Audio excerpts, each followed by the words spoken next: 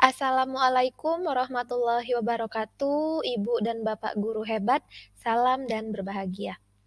Perkenalkan, saya Feni Diastuti dari SMA Negeri 18 Batam, Provinsi Kepulauan Riau. Setelah mengikuti pelatihan mandiri di platform Merdeka Mengajar, pada kesempatan kali ini saya akan melakukan aksi nyata sebagai implementasi pemahaman saya terhadap salah satu topik, yaitu pada topik penyesuaian pembelajaran dengan kebutuhan dan karakteristik murid SMP, SMA, paket B, C, dengan aksi pilihan membuat lingkungan fisik kayak teks di kelas.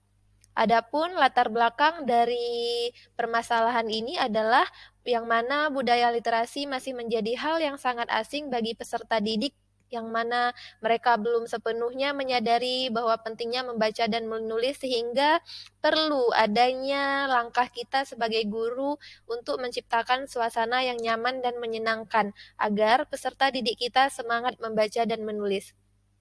Salah satu hal yang perlu dilakukan oleh kita sebagai guru adalah dengan menata lingkungan atau area yang menarik minat peserta didik untuk membaca ataupun menulis. Adapun tujuan dari membuat lingkungan fisik kayak teks di kelas adalah yang pertama, memotivasi siswa menjadi senang membaca, yang kedua, menciptakan kelas yang menyenangkan, yang ketiga, mengoptimalkan sarana dalam kelas sehingga anak menjadi tertarik untuk membaca, dan yang keempat adalah menumbuhkan literasi yang berkesinambungan. Nah, di sini kita akan membahas pengertian lingkungan fisik kayak teks itu apa. Nah, yang pertama, lingkungan kayak teks merupakan bagian penting dalam pengembangan budaya literasi di sekolah, yang mana lingkungan kayak teks dimaknai sebagai lingkungan di mana anak-anak berinteraksi dengan berbagai bentuk bahan cetak seperti buku cerita, grafik, diagram, papan buletin, dan dinding cerita.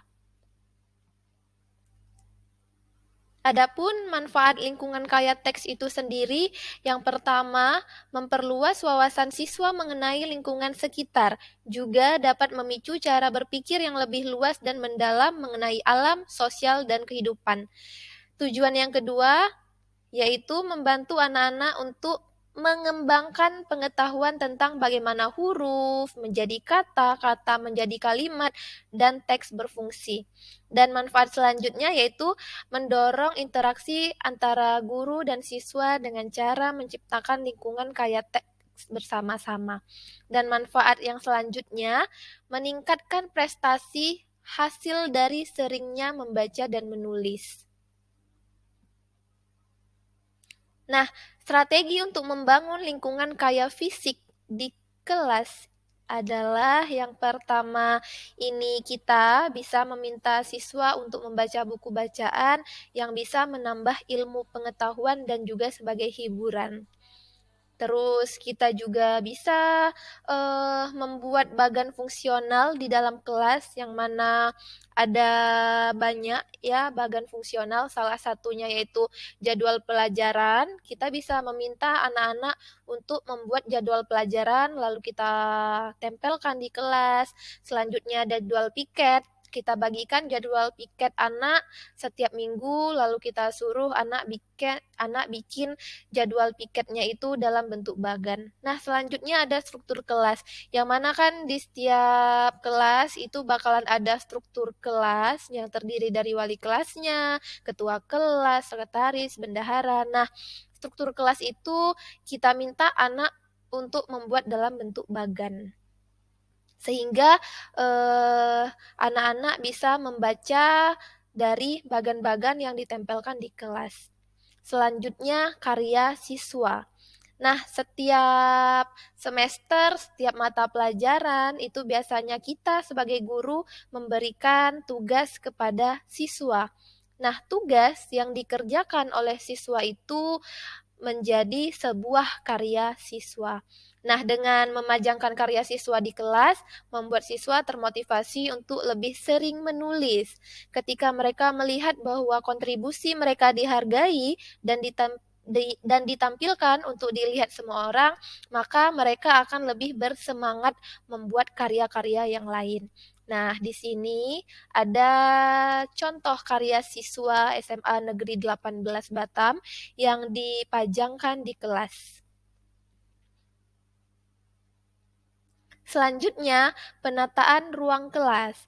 Nah, penataan ruang kelas ini juga membantu meningkatkan minat siswa untuk membaca. Yang mana untuk menata ruang kelas itu yang pertama kita perlu membuat pojok baca. Nah, pojok baca inilah area atau tempat siswa-siswi kita membaca buku-buku yang sudah ada. Ya, bisa juga kita minta kepada anak-anak untuk satu orang membawa satu buku menambah daftar referensi di pojok baca tersebut. Sehingga nanti apa yang perlu mereka cari bisa mereka cari di pojok baca yang sudah dibikin. Nah, selanjutnya ada papan display.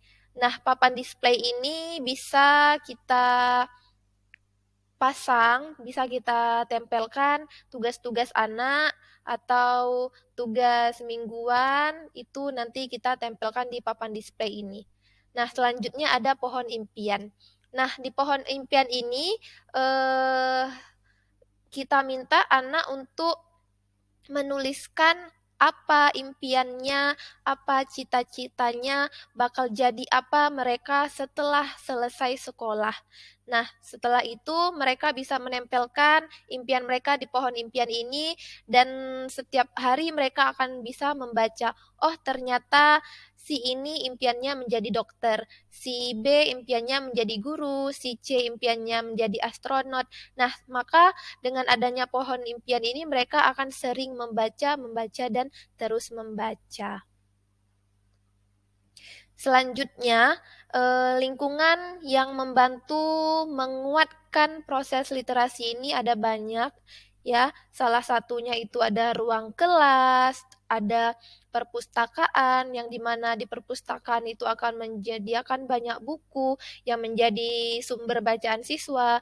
Terus ada gerbang sekolah, yang mana di gerbang sekolah itu bisa ditempelkan berbagai macam poster, juga di lorong sekolah, di kantin, dan di taman. Jadi sangat banyak lingkungan sekolah yang bisa membantu penguatan literasi.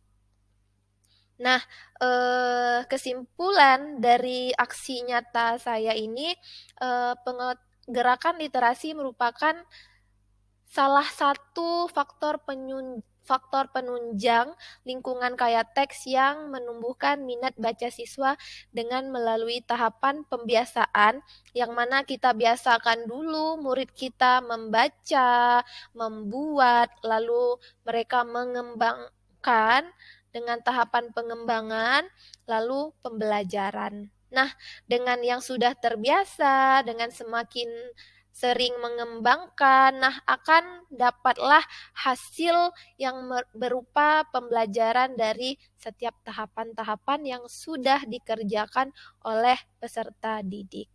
Nah, mungkin hanya itu saja yang dapat saya sampaikan pada pembuatan aksi nyata saya kali ini. Mudah-mudahan tulisan saya ini bisa bermanfaat dan membantu Bapak Ibu untuk menambah referensi dalam menyelesaikan aksi nyata pada topik 6 ini. Sekian dari saya, wabillahi taufik wal hidayah. Wassalamualaikum warahmatullahi wabarakatuh. Terima kasih Bapak Ibu Guru.